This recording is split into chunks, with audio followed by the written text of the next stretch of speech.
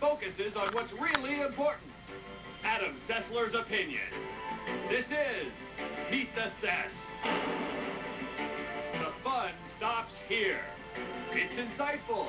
My has more life than the PSP battery. Funny how a company named Rare hasn't put out a good game in 5 years. It's unbiased. I hate all of these games. He's not afraid of asking the tough questions. So you like Xenosaga? Yes. What the is your problem? He doesn't pull punches. Cussing. Oh, and he punches Paul Bonanno. Yes. Hold back.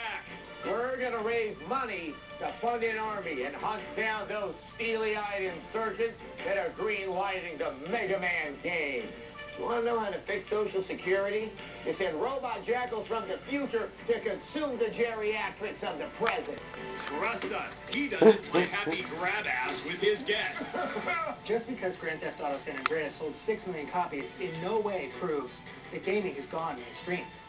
You know, if I ever said something that stupid, I would shave my ass and shoot myself.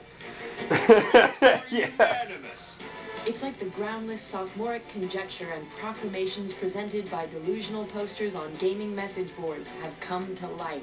Thank God no one's going to watch Blair. this crap, because this guy's Adam Sessler. Do you like RPGs now? Meet the Cess. If I cared about your opinion, you'd have a television show. The fun stops here. Tomorrow on X-Play, experience the high-flying action of Bionic Commando. That was a April Fool's joke.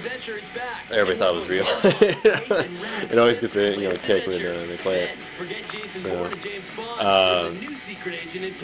yeah, that's what Sessler's soapbox is, right now. So, good job. It's almost kind of want him to do another one because his mic skills have gotten better too.